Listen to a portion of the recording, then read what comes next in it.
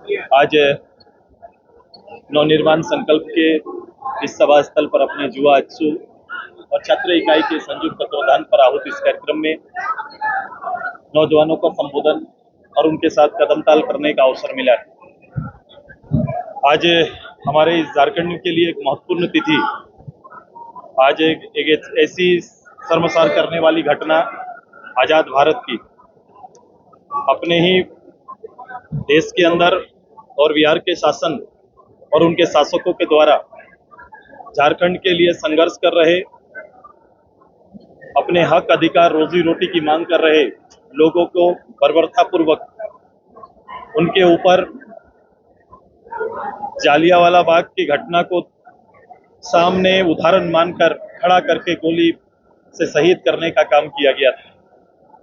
आज 44 साल बाद उसी प्रदेश के आजाद इस धरती के इस मैदान से उन शहीदों को सबसे बड़ा सम्मान, मैं इसलिए सबसे बड़ा कह रहा हूं कि लोग अपना जीवन जी जाते हैं, लेकिन लोगों के न रहने के बाद जब उनके प्रति सम्मान और सिर झुकने लगता है तो वो बड़ा और उनके काम को और उसके काम के महत्व को ज्यादा उल्लेखित रूप से दुनिया देखने लगती है।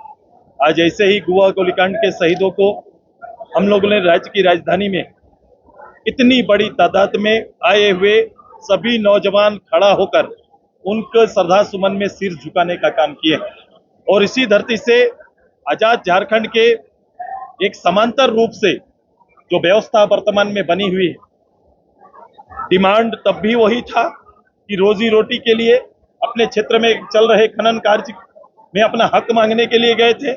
आज भी प्रदेश भर के नौजवान अपना डाटा लेकर राजधानी में अपना हक मांगने के लिए आए।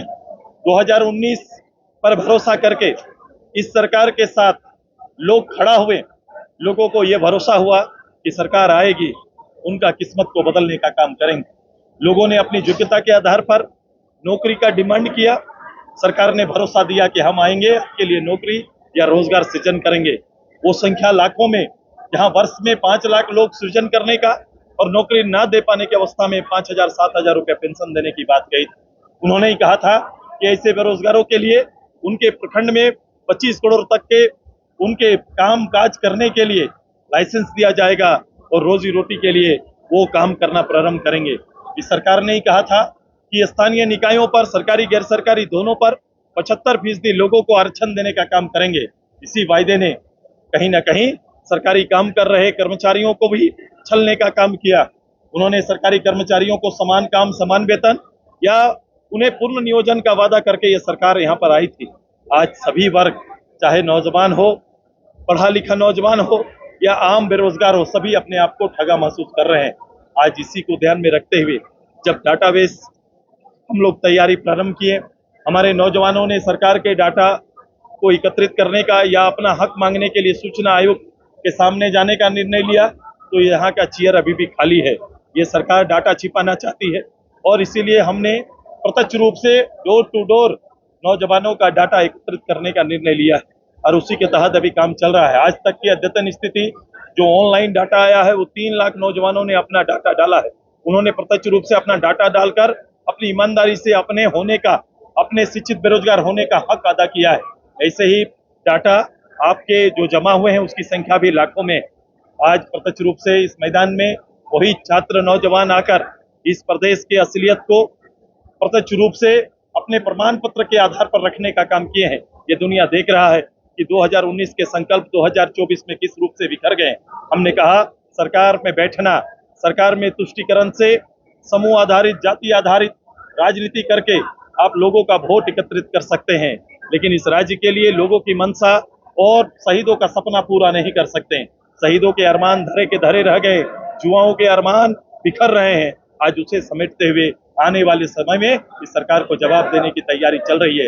ये जवाब निश्चित रूप से इस चुनाव में मिलेगा, लेकिन तैयारी भी हमारी है, क्योंकि इस प्रदेश के अंदर हमने विगत 23 साल से हमारा इस प्रदेश का अध्ययन है। मैंने हमेशा इस डेवलपमेंट के अंगणित को भी देखा है। मैंने प्रत्यक्ष रूप से यहाँ के और सरकार के जीडीपी को भी मैंने उल्लेखित थोड़ा किया है। राज्य के जीडीपी का आधार कुछ इस रूप से यहाँ पर उल्लेखित है। और सबसे बड़ा वर्ग आज के दिन में सबसे कमजोर बना हुआ है। सबसे ज्यादा आश्रित आर्थिक जो ताकत जिसमें है वो खेती आधारित रोजगार में है, जहां उसकी संख्या उससे होने वाले लाभ का हिस्सा बहुत छोटा है। उसके अलावा इंडस्ट्री या सर्विस में हम लोग आते नहीं हैं। हम मिडिल क्लास और गरीब उसके हिस्सा नहीं बन पाते हैं। तो ये सारे चीजों को अब डाटा बेस उस रूप में नहीं, रोजगार बेस बनेगा। ये तैयारी और यही संकल्प लेने के लिए हम सभी लोग यहाँ पर आए हैं। हमने तय किया है यहाँ के लोगों का भावना का सम्मान करते हुए, यहाँ के युवाओं के साथ कदम ताल करते हुए उन्हें अपील किया है कि वो आने वाला 2 महीना इस सरकार को बेदखल करने की तैयारी करे। क्योंकि ये सरकार के आम लोगों के लिए, इस सरकार में आंख में आंसू नहीं है। ये सरकार ने इस प्रदेश के सरकारी धन को एक राजनीतिक रूप से इस्तेमाल कर रहे हैं। राज्य को चलाया नहीं बल्कि चरने का काम किया है ये सरकार आज, और सरकार की ताकत को इन्होंने खोखला बना दिया है। आज इस सरजमीन पर, इस बिरसा आबा की इस धरती पे और आज आंदोलनकारी की इस धरती में हम कह रहे हैं कि आज जिस चौपर पर मुख्यमंत्री चल रहे हैं वहां यहाँ के लोगों का उसका पेट्रोल यहाँ के लोगों के पसीने से भरा जाता है। मुख्यमंत्री जी राजनीतिक पर्यटन कर रहे हैं और यहाँ के आंदोलनकारी दर दर भटक रहे हैं, सड़कों पर जी रहे हैं। जिस आंदोलन के बल पर सत्तासीन वो हुए हैं, वो आंदोलनकारी आज अपने हक और हुकुम के लिए, अपने सम्मान के लिए सड़क पर खड़ा है। धिक्कार है ऐसी सरकार पर और ऐसे नेतृत्व पर। हम इस सरकार को बदलने की तैयारी कर रहे हैं। लोगों का जज्बा आपने देखा है, लोगों का जोश को देखा है। अब हम सब मिलकर इस प्रदेश को इसके वास्तविक स्थान पर स्थापित करने की मिलजुल कर तैयारी करेंगे। उसी पर हम अग्रसित हैं और इस काम को आगे बढ़ाने के लिए आज हम सब लोगों ने मिलकर संकल्प लिया।